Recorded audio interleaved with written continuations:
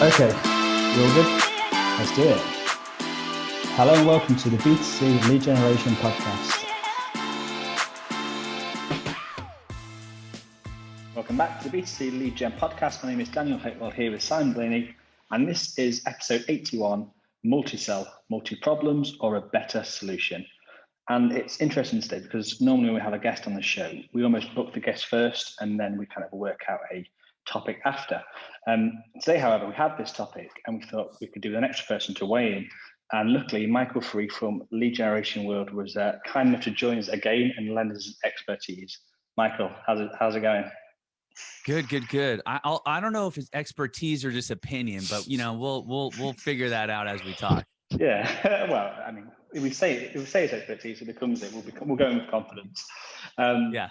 So I know from previous experience with you two guys, when it comes to talking about lead gen, it could be a never-ending conversation probably, and I'm probably not very needed when it comes to this. But I will attempt to try and add some structure and try and keep ticking over.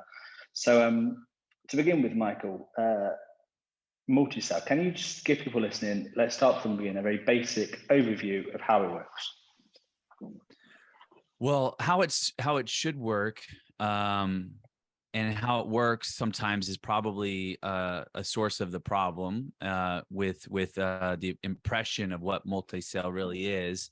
But in the States, it's a very normal process in the United States where somebody fills out a lead generation form. Let's just call it for a remortgage. And they are then told that they're going to be matched with multiple banks for a quote. At that point, that lead is distributed to 3 or 4 banks in which they are then called by those banks to that consumer, and the consumer then gets to decide which offer is the best and make a decision. That's the simplest form of multi-sell that we see here in the United States, and it works to some extent. What's when you said it works to some extent, what's the extent when it doesn't, I suppose? Yeah, I think it doesn't work when a lead becomes oversold, right? And that's the key. It absolutely works because human behavior and human economics have proven out test over time that we like choices, and we like easy choices actually. And when we don't have a choice at all, and it's just one, we're more likely to not make a decision at all when it's just one. When we have a clear comparison between offers, it's much easier. We're in a straight mindset of choosing which one is better. And then we make a selection. It's funny because my wife I was talking to my wife about this conversation last night, and she was so thrilled about the conversation. But she's like, you know what? No, we have shortage of stuff on shelves like at Target or the local market and all this sort of stuff here still, right? And she went to go look for a hair blow dryer not for me, but for herself. And there's only one type of hair blow dryer on the shelf, and she's like, you know what? I didn't buy it because I didn't know if it was the right decision. I literally I'm going to go somewhere else, and I'm going to go, find where I'm going to buy it online where I can actually compare some different hair blow dryers. But had there been a couple hair blow dryers on that shelf, she would have been more likely to actually select one of them because she could have easily defined which one was better, walked out of that place with a new hair blow dryer. What the problem is now, if there's 20 hair blow dryers on that thing, now it becomes extremely difficult to make a decision. So we have humans, we have an issue with complex decisions and no decisions at all. So when it works really well, when there's 2 or 3 options that are easily definable, we're going to make a decision on what's going to happen. So a lead being sold multiple times sounds like evil to a lead buyer, to some lead buyers. But the fact of the matter is it's good for them. It's good because now you have a consumer that's in a position to analyze and make a decision. The lead buyer's job or the brand's job is to make sure that they're the obvious decision.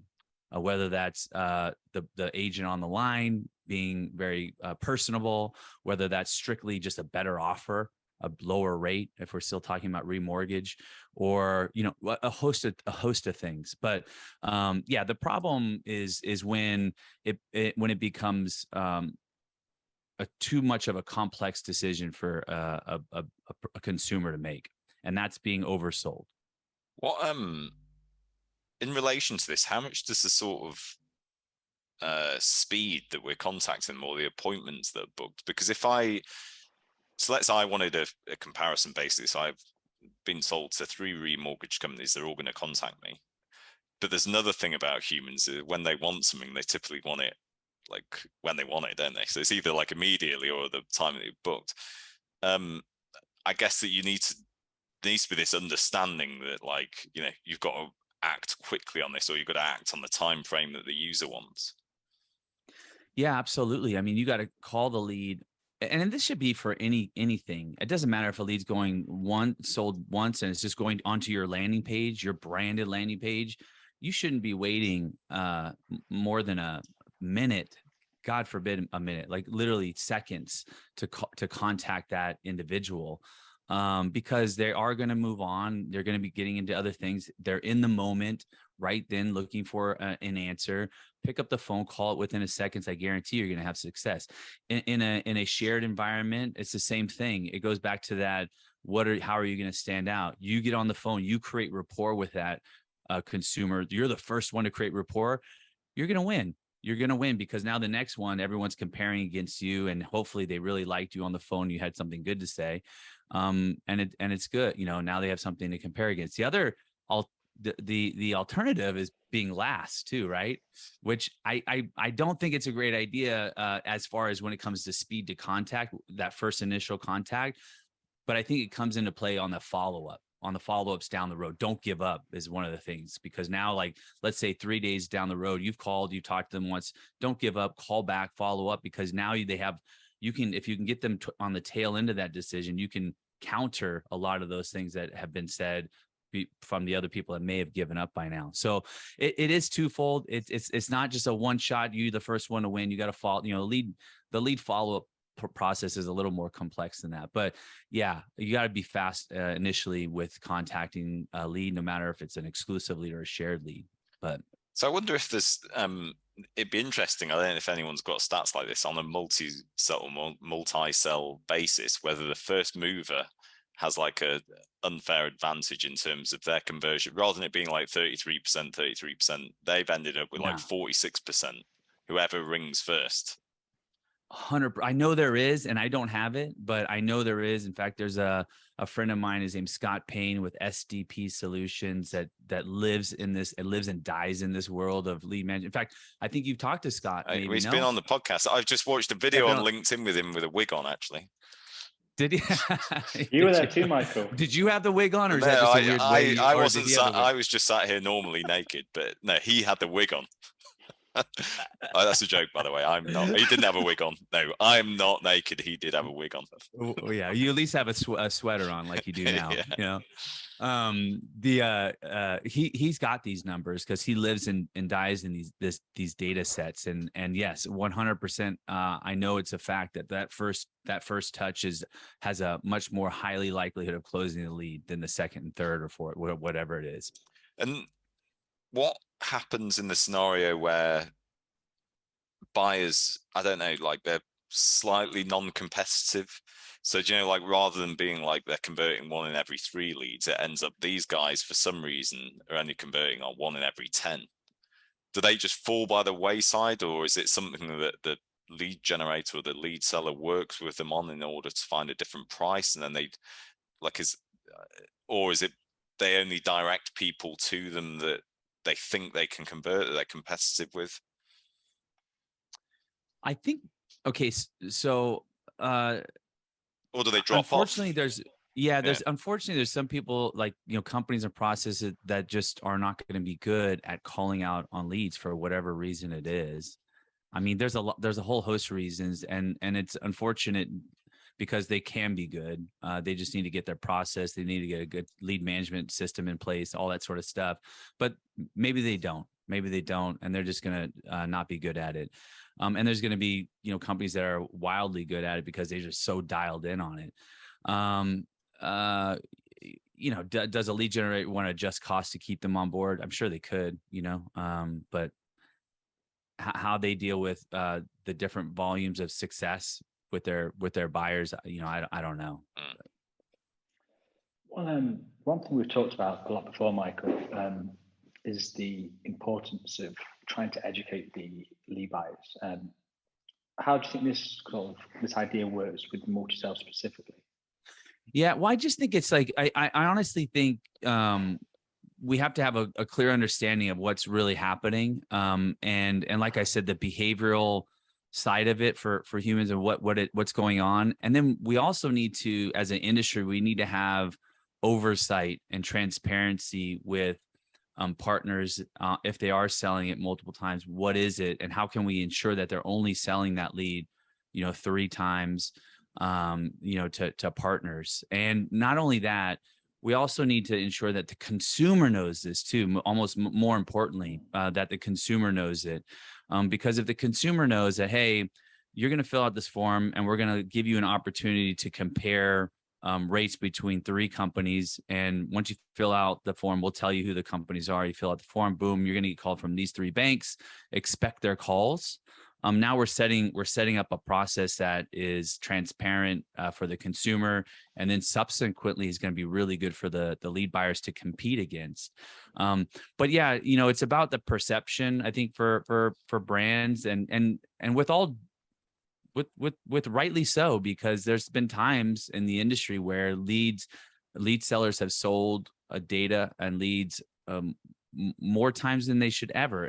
And so there's a lack of trust for a reason, but it needs to be cleaned up, and it needs to be so that the consumer gets a good experience, the lead buyer gets a good experience, and the lead seller is able to optimize their ad spend. So we didn't even touch about this, but talk about lead quality. So we all sort of assume that some of the best intent leads may be coming from paid search, right? When someone types in refinance rates, I want to refinance, and paid search ads come up. Those people are generally in market, but those are also highly expensive cost per click ads, right? If I am selling a cost per click ad, I'm going to try to do I should have probably penned this out so it makes more sense. But if I do if I have if I'm bidding on refinance rates today or whatever, that's probably like a 15-pound, like that. It's a very expensive click, very, very expensive, but it's going to go to a page and it's going to maybe turn into a very expensive lead. Let's just call it a 40-pound lead. I don't know. So that means I'm going to sell that lead exclusively for 40 pounds. Well, okay. The conversion rate we already sort of established that may not be as high as we want it to be, because they're only getting one option. If it's just going to one company, we already know that consumer is shopping. He's going to get one quote from one company. He's likely going to go back to that same search and fill out another form, because again, human behavior is, if we're shopping, we don't just take the first thing that we're offered. So he's likely going to go back. He's going to get into a thing where he's going to fill out another form. But had he gone to a form that said, hey, we're going to help you with the shopping process, and we're going to give you 3 rates and from 3 different banks, we're going to tell you who they are, and you're going to be able to shop right here and there. Your shopping is going to be able to end, because you're going to have choices that are going to be awesome right here. So they fill out that form. Instead of selling that lead for 40 pounds to one person, I sell it now for 15 to 3 people. Now I, as a lead seller, am making more money off that lead, right?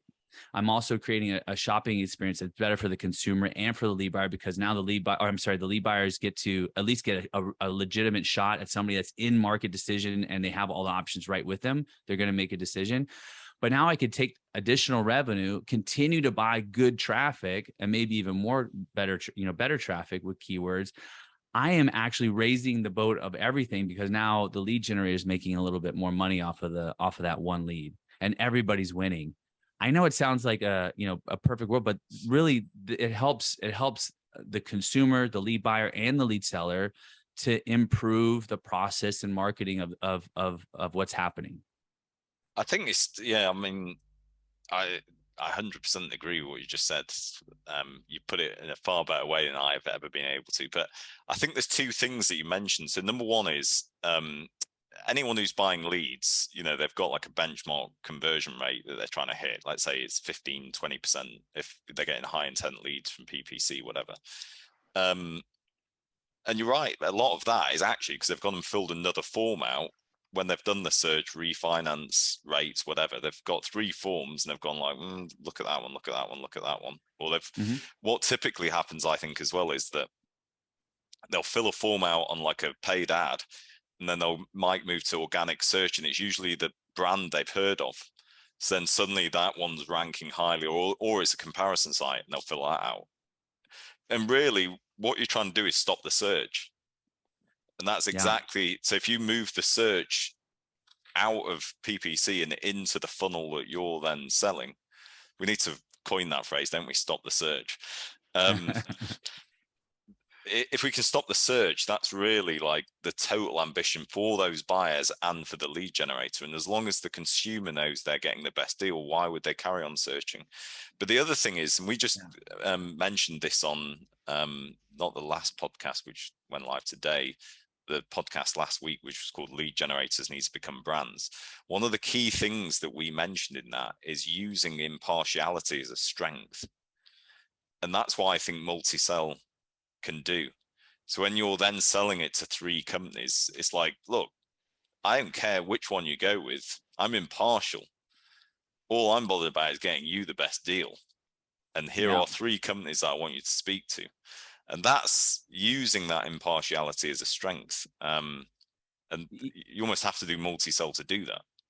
Yeah, absolutely. I mean, that's the messaging of that website, right? Of that lead generation website is again being transparent and showing what the process is going to be and the reason why. And we're going to give you 3 options. And if it doesn't work out, come back or let us know or whatever, and we'll find you another 3. But I mean, at the end of the day, they will likely make a decision. And just one thing to note, like I don't really have a whole lot of skin in the game. I put on events. I don't do lead gen anymore per se, but I used to be a lead buyer. And then I also was on the other side as a lead seller, running a number of verticals on the lead gen side. And just 2 anecdotal things. When I was a lead buyer, we were buying 400 plus leads a day for mortgage, and we had 100 agents. And, each one of them would get 2 to 3 leads a day, all this sort of stuff. But we would test out, exclusive leads, and exclusive leads never backed out to the cost per sale. And let's not forget, that's what we're talking about, cost per sale. We're not talking about conversion rate necessarily, and we're not talking necessarily about price, but we're talking about cost per sale. Because what would happen is, again, going back to that example, we were paying it's $40. Actually, it was like $50 for an exclusive lead. Well, the conversion rate just didn't map out to get to that same cost per sale that we were doing on a share lead that was half or a third the cost. So that goes back to the lack of degradation of conversion rate from a exclusive lead to a share lead. It doesn't match up. If all things were equal, then heck yeah, buy exclusive leads all you want. I mean, it doesn't matter because you're going to get the same cost per sale. So it just never matched up on the buy side. So we bought thousands of share leads and just didn't even buy exclusive leads because the cost didn't make sense. On the sales side of things, what we would do when we would launch new verticals, we would always start out, just because from a sales point of view, it's hard to get people to buy leads. So we had our sales guy go out there and go, hey, we're going to start a auto insurance campaign. Go out there and get us some buyers, And, they'd drum up 1 or 2 buyers and blah, blah, blah. And the filters would obviously be different. So they would generally be getting exclusive leads just because we didn't have coverage. But we would tell them, listen, you're going to get exclusive leads right now because we don't have anybody else on our network. But over time, we're going to build this up and you're going to get, put into a pool with 3 other, buyers. So just let you know. But right now they're exclusive. So we would start out exclusive leads and they tell us in the conversion rate and all this sort of stuff. And then we would add in another buyer and then the conversion rate wouldn't change. like literally not change at all. From one, add two people. So two people are getting the same lead. Conversion rate still doesn't change. Then we would add a third, and then it would go down a little bit. It would go down a little bit. And then, but the price went down too. So the cost per sale actually stayed the same or even went up. And so the conversion rate went, then we added a fourth, and we did test how far we can go out with this. And we went a fourth, and then we saw a bigger change in conversion rate, and then a fifth, and then it went to shit. And so there is a sweet spot around, 3, where I think, again, us as humans it's an easily definable decision.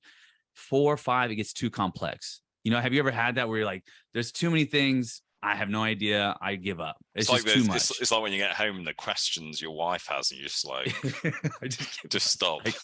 Yeah, you just go with the yes. Yeah. But the point being is the conversion rate for the buyer and the seller, it just didn't match up. It's not equal, and I think that's what we need. Anybody needs to look at is what that cost per sale is at the end of the day. Anyways, not a conversion rate based on the price. So yeah, it's basically like the CPA against the ROI, isn't it? Like, does it back out? And that's what the buyers are constantly looking at. Just a quick question. I don't know if you all know this. I was trying to think about it before we jumped on the call. Are there any verticals where this doesn't work just because like a comparison doesn't work in that market? Like where because lead generation tends to be about financial services. It tends to be about a lot of products that users aren't necessarily that bothered about which one they go with. They either want like the cheapest price, the best deal, the one that gives them the most and they trust of authority or something. Not that I'm aware of, because generally people are searching for prices on certain things. Like even there was a time I was in the senior living space. So, people looking to put their, mom or dad up into a senior living home, and which is a very personable thing. It's not a commodity, you're not it. And so they're really searching for the best location, the best price, all this sort of stuff. And that was a comparable situation where, hey, here's a couple of senior living places, call them, they're going to call you, vet them out and see which one is best for mom and dad. So not in my world. I don't think so. Everything becomes a comparison. I think that's the key that I just would probably share, is that no matter what we're doing in life, we're always comparing something and trying to get what we perceive to be the best option. Whether it's, I buy energy drinks. Okay. And they're bad for you, Michael. I do know. My wife tells me every day. I know quite well. Thank you. But I go to the market and I see, there's a bunch of obviously choices, and there's a couple that I get, the Monster Energy, 2 for $5 here. I buy 2, not because it's 2 for $5 seems like a good deal to me, versus 1 at $3. Yeah, $3. So they just tricked me into buying 2 of their freaking products, because without lack of consciousness, I compared 2 for $5 or 1 for $3. Yeah. You're right. We're doing it without even thinking that we're like, and it was a completely irrational decision. If I only had a certain amount of money in my pocket, I should have just bought the $3 one if I wanted to, like at the time, depending on what it is, like I may have just made an irrational decision. And I think that's like, we have to understand that people are always comparing things, always shopping. So how do we, if we really want to do something, how do we silo that into our own funnel so that we can, if you're a lead generator, own that shopping process? And then, it goes even further. There's actually a really interesting book, and actually, not to plug Lead Generation World in London coming up in May. It's all right. That neon light registration's open now. Yeah, you didn't see that? Yeah. Registration's open now. Buy now. I'm working on a keynote speaker that's going to come and talk about sort of behavioral economics and decision making. And I think it's going to be just really, really interesting to understand the thought process of how do people make decisions, because that's all we're in a world of how do we get them to make the decision we want them to make, right? And so we'll be talking about that at Lead Generation World, which will be really interesting. But there's a book out there called Predictably Irrational by a author, Dan Ariely, Ariely. And he goes through sort of all these different studies and why people make decisions on different things. And he uses sort of an example. I think this is an easy example to articulate. But if there's sort of three choices a person may have. Choice one could be to go on vacation to Rome. Choice two is to go to vacation to Paris, and choice three is to stay at home, and not work for a day. Obviously, stay at home at work for a day sounds fine, but you can do that on Saturday. Go to Rome or Paris is definitely going to be the choice, right? So we made a decision. One is clearly not the right answer. Two is Rome or Paris. Now, what if we said Rome? If you go to Rome, you get coffee, breakfast, and lunch for free. That's the package. And Paris is just coffee. So now you can go to Paris and coffee for free, or go to Rome with breakfast, coffee, and a lunch for free every day. Now I clearly know whether if it's Paris or Rome is indifferent. I know the right decision. I want to go to Rome because I'm going to get free coffee. Paris. My mind automatically chose Rome because of the free coffee, lunch, and breakfast, even though Paris is probably going to be a much better city, totally different. My point is that we just decided that staying at home was obviously not the right answer. And then we were easily put into a situation where we had to make a decision between two choices. And that one was obviously the easy one to make. So that happens on a regular basis, just like me looking at the energy drinks. I knew the obvious answer, at least I thought, was 2 for $5. So how do we not only funnel people into a situation where they have the shopping process right in front of them, but if we want to take it a step further, which I think is difficult, Legion, how do we provide them that they have an obvious comparison between a right and wrong answer? I think that's how we get people to decide something. Yeah, and I think as well, it's the point is it's non-emotive, right? And that's why there's a comparison. Because if you are desperate to go to Paris, you're not going to be searching which one to go for. That's the whole point. It's like, yeah, and it's a bit why, like, I don't know, you wouldn't necessarily do multi-sell if someone was searching for a car. They might do if they just go like best electric vehicle, but otherwise they're going to know what they want. It's going to be like a Tesla, it's going to be Ford, whatever. No, but they do that here in the States. It's called True Car. And basically it's like online. You don't have to go to a dealership. They'll send you the car, but you find, and they'll match you up with 3 dealerships for that same exact car. So if you want a Tesla Model 3 white, you'll get 3 quotes for that Tesla Model 3. They'll call you. Ah, nice. So it just goes to the dealership. All right. Yeah, and then the dealer will call you, go, yes, here it is, and they'll go through the details, and then you figure out which one you want, and they'll just drive it. They'll send it to you, and so yeah, they do it in cars, cars too. Which even though you've emotionally decided which product you want, you're still getting a comparison. Yeah, on the because price, basically. Yeah. Well, here, each dealership, is different with pricing and whatever rate they want to sneak in there or whatever, so. Having it there, and then the True Car actually guarantees that price. So they submit a quote for that car, and they guarantee it, like no changes, nothing. And then you can actually compare which one is based on price, which one's the best deal. So yeah.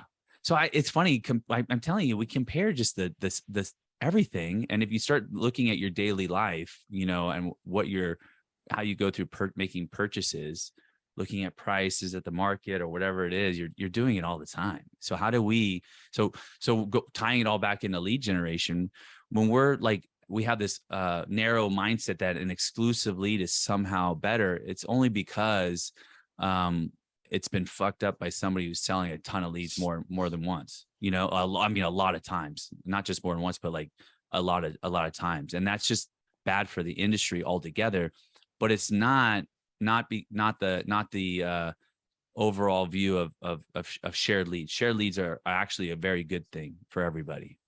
I think as well that in the UK, we're just not as up on it as you are in the US. I think, you know, I know some lead generators that do it, and I think they sometimes can have a hard time trying to get clients to understand. And it is this sort of education of the clients, I guess. Do you have any, is there anything you could sort of like tips or ideas, like how could someone, if they were like, well, I'm listening to this, how on earth am I going to convince a client? I guess it's everything we've said, isn't it? It's those numbers. It's these people are shopping around anyway. We're going to be able to stop the search. You're going to be paying slightly less. Your conversion rates, that's something we're going to have to test. You need to be contacting the lead immediately. You need to be competitive, because you know you're going to be in a competitive environment, but you were anyway.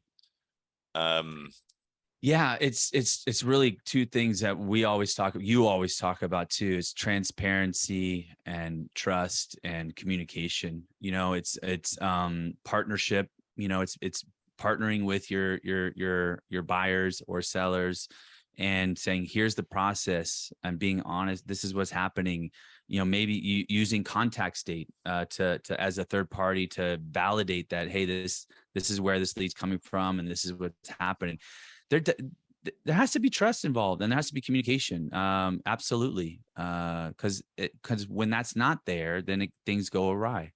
But yeah, I think it's about understanding the numbers, allowing people to test, following what the cost per sale is, not the conversion rate or all these other different things, right pricing it. And that may take some time. That may take some, if I'm just starting out as a lead seller, I'm going to say, okay, I'm going to start out selling this twice.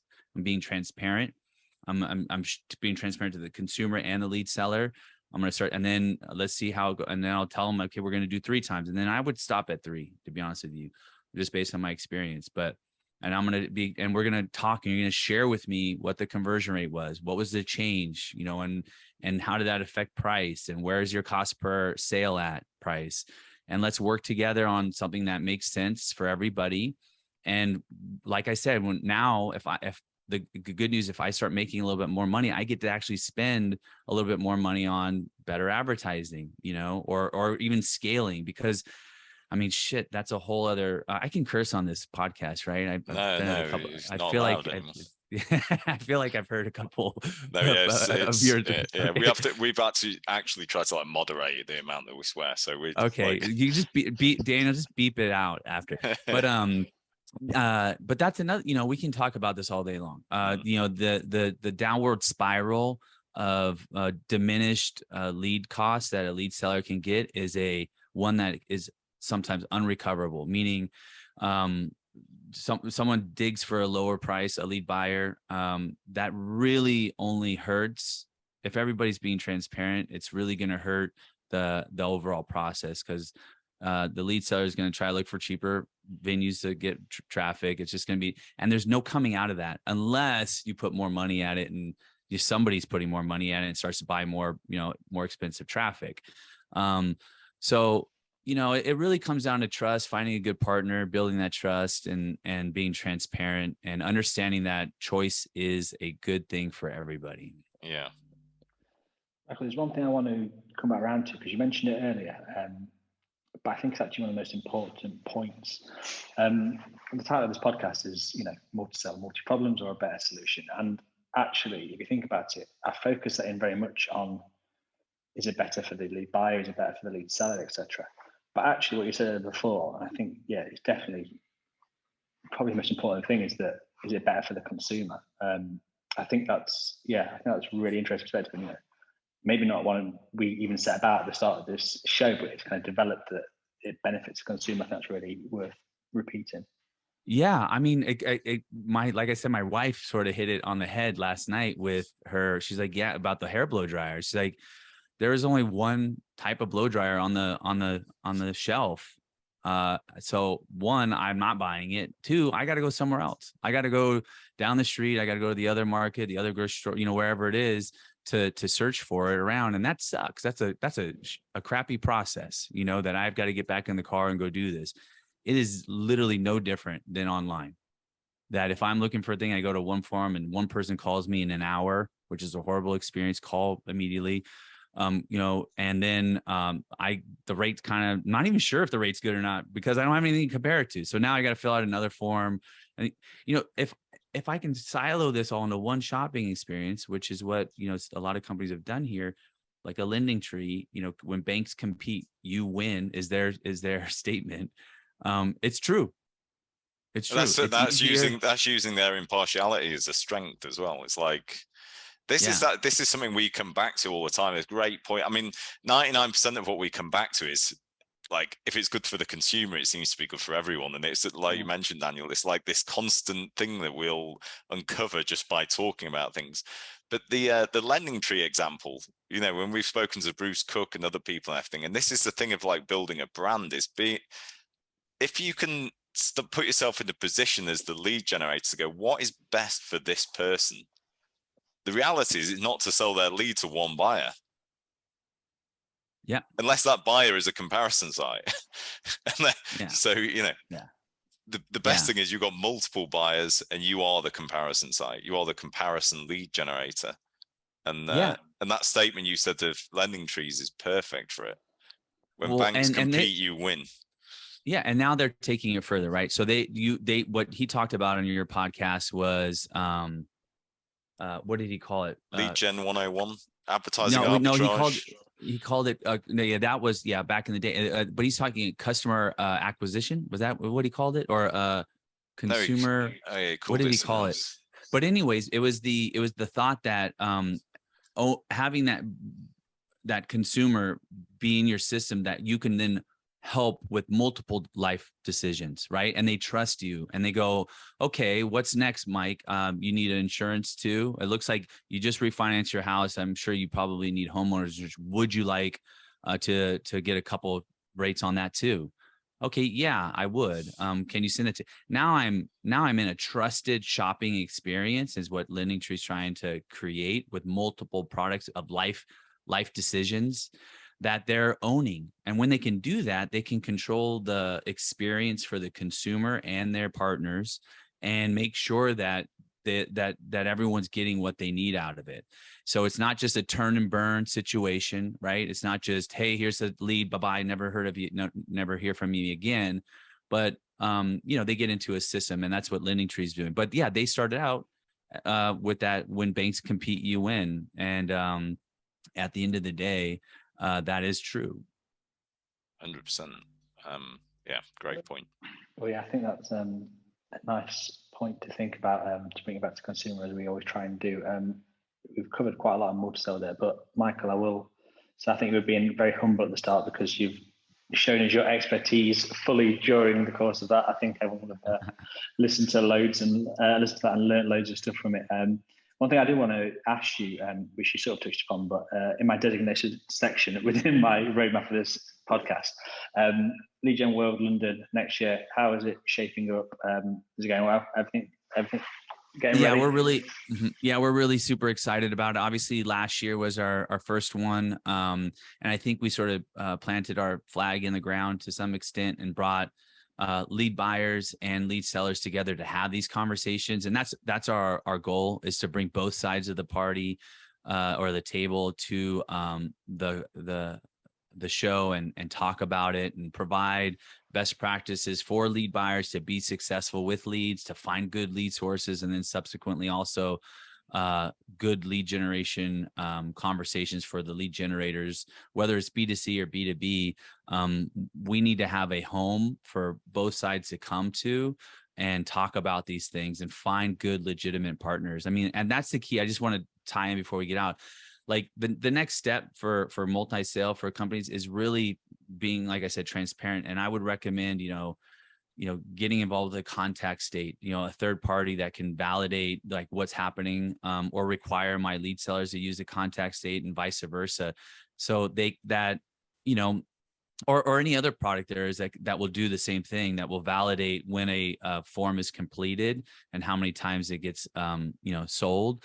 it's really important to build that transparency. But that's what we're going to try to do at Lead Generation World. We'll get a great keynote that I'm working on right now to talk about sort of these behavioral economic type of things and how people make decisions. And then we're going to have a ton of great content for lead buyers across multiple industries, insurance, mortgage, home services, all that sort of stuff. And then also for lead sellers. And we've got about, I think, 30 or 40 exhibit stands, available for companies that want to be a part. And, we hope that they're all companies that lead buyers can trust in and all that sort of stuff too. So I'm super excited. I can't wait to be back in London. I'm going to be, a side note, be back in London for New Year's Eve to watch some football games. And that I may be a little more excited about, but gonna catch some Liverpool games and then what Liverpool game are you watching? A Chelsea game. Yeah. What game are you watching on New Year's Eve? What is that? Do you know? Yeah. New Year's Eve is going to be in Liverpool against Leicester, and then we'll take a train back to London next day, or the day after is Chelsea Man City. So that should be a good one too. Wow. And Very hopefully jealous. by then Haaland's got another dozen goals. The guy's a maniac.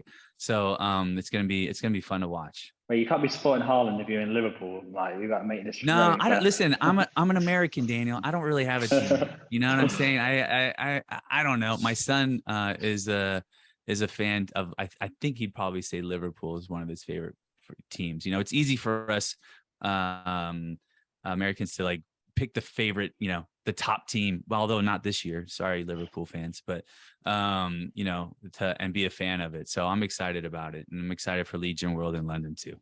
Very cool. Well, yeah, we're definitely going to be in Legion World, so we'll certainly see that. I'm sure we'll speak to you many times, before that. But yeah, thank you for being a fantastic guest, and also anyone listening who I assume is either a lead buyer or a lead seller, because I don't know why you listen to this podcast if you weren't involved in this. You should go to also. But thank you for being a fantastic guest. That was episode 81, multi-sell, multi-problems, or a better solution. Thanks for listening to the B2C Lead Generation podcast.